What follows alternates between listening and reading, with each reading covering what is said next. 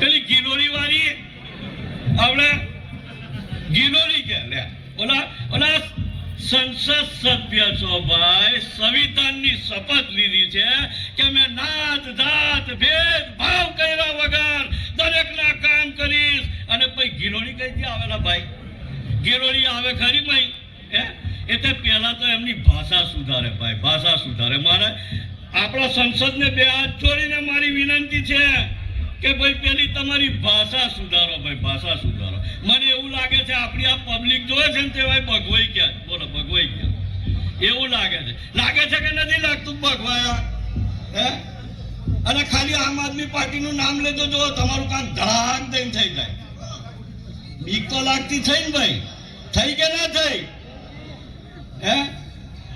તમારા ખેડૂત ભાઈઓ આપણે આપણા પર જે ગુજરી છે એવા એ જે આપણને વારંવાર કહે છે કે ભાઈ બેટી કા સિંદૂર, માં કા સ્વાભિમાન, એવી મોટી મોટી વાતો કરે છે.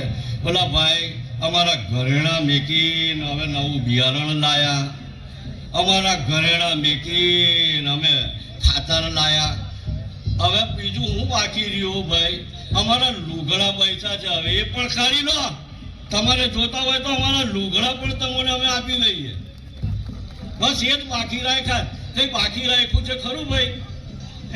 તમે તાલુકામાં જાઓ, જિલ્લામાં જાઓ, તમારી ગ્રામ પંચાયતમાં જાઓ, ભ્રષ્ટાચાર સિવાય કઈ જ ના મળે ભાઈ.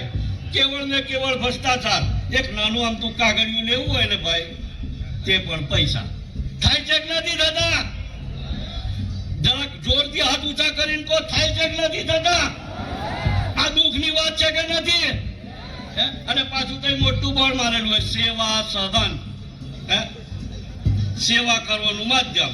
ઓલા ભાઈ આ સેવા કરે છે ભાઈ આપણી, એમના પર એમના જે આકા બેઠેલા હોય એ કે એનું જ કામ થાય અને દરેકનું તેમનું જ પોતપોતાનું જ રડ્યું રડતા હોય. રડે છે કે નથી રડતા? અને આ બધું વાળી કઈક એમને શોભે ખરું ભાઈ? હવે આપણા પેલા અત્યારે નવનિયુક્ત મંત્રી મંડળમાં પેલા મનીષાબેન આયા બોલો, અને પેલા લાલા ભજ્જા વાળા તો ભજ્જા કરવા બેહી ગયા. બોલો બેહી ગયા કે નહીં બેહી ગયા ભાઈ? તમે બધાએ જોયું કે નથી જોયું? બધાને વિડીયોમાં મોબાઈલમાં જોયું કે નથી જોયું? હાથ ઊંચા કરીને કોઈ જોયું કે નથી જોયું? પેલા ભાઈ પેલા છેવાડાના માનવી હાથ તો ઊંચા કરો, કઈ ના કરો તો કઈ નહીં, પણ અમે આશ્વાસન તો આપો મને. જોયું કે ના જોયું? તો આપણે 27માં નક્કી એમને ભજ્જાની દુકાન ખોલી આલીશું. ખોલી આલીશું ને ખોલી આલીએ. એમનું સ્કેન જે છે તે સ્કેન બતાવીએ કે ના બતાવીએ? આજે જો આટલી બધી સંખ્યામાં હોય તો મારે પણ તમને કંઈક આપવું જોઈએ. બોલો જોયે છે ને તમારે બધાને કઈ જોયે છે ને? હાથ ઊંચા કરીને કહો આજે બધાને મેં પારસમણી આપવાનો છે. ખરેખર પારસમણી આપીશ. હા પારસમણી આપીશ. કે જે પહેલાના જમાનામાં તમે સાંભળ્યું હશે કે જેને અડે ને ભાઈ એ સોનું થઈ જાય. સાંભળેલું કે નહીં સાંભળેલું તમે? કે જેને અડે એ સોનું થઈ જાય, એવું સાંભળેલું ને તમે? હા તો ભાઈ આપણને બે હાથ મુઠ્ઠી વાળીને એમ હાથ ઊંચા કરો જોઈએ બધા. હા એક આંગળી ઊંચી કરો જોઈએ. હા આજ આપણી પારસમણી. આપણે જેને અડીએ એ તાલુકાનો સદસ્ય થઈ જાય, જેને અડીએ એ જિલ્લાનો સદસ્ય થઈ જાય, જેને અડીએ એ વિધાયક થઈ જાય, જેને અડીએ એ લોકસભાનો સંસદ થઈ જાય. છે કે નથી આપણા પાસે ભાઈ? આ બંધારણીય અધિકાર મળેલો છે આપણને. આ કોઈને ભીખમાં નથી આપેલો. બાબા સાહેબ આંબેડકર આપણા લોહ પુરુષ, લોખંડી પુરુષ કહેવાય એવા સરદાર વલ્લભભાઈ પટેલ ઘણી લડતો લડીને આપણને હક મળેલા છે. એમને એમ નથી મળેલા ભાઈ. હા કઈ એમણે નથી આપ્યા. આ કઈ ભાજપ વાળાની દેન નથી ભાઈ. ભાજપ વાળાએ તો ખાલી આપણો ઉપયોગ જ કર્યો છે.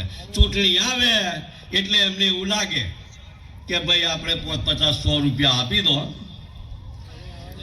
દારૂની પોટલી પકડાઈ દો એટલે મત આપણું. એવું કરે છે કે નથી કરતા ભાઈ? કરે છે કે નથી કરતા? હવે આપણે એ બધું એમની પાછળ ભાગવાનું નથી. હવે છે ને આપણે એમને આપણી આ પારસમણીનો સાચો ઉપયોગ કરી અને તમારા અંદરથી તમારો જ નેતા હોવો જોઈએ, તમારા જ અંદરથી તમારી વાત સાંભળે એવો નેતો હોવો જોઈએ, તમારા જ અંદરથી જે તમે ચૂંટી મોકલશો એ તમારા કામ સાંભળશે. સાંભળે કે ના સાંભળે ભાઈ, એટલે આપણો લોકલ નેતા જોવે ભાઈ, અને આપણી વચ્ચે જે પબ્લિકમાં રહેતો હોય અને આપણા સંઘર્ષ સાંભળતો હોય એવો નેતા જોવે કે ના જોવે ભાઈ? બરાબર. એટલા માટે જે હજુ પણ જે પેલા દૂર ઊભા છે ભાઈ, કોર્ટ પર બેઠા છે, અને મને તો પડી જવાની બીક લાગે છે ભાઈ. અને કંઈક આપણે પડી જઈએ ને તે બી તો વિડીયો ઉતારી અને પાછો કે જો આવું થયું, એના પર પણ એ તો કંઈક ને કંઈક બીજું નવું કરે. એટલા માટે કહું છું કે ભાઈ જરા કાયમ આવો તો આપણે બધા સાથે ચર્ચા બહુ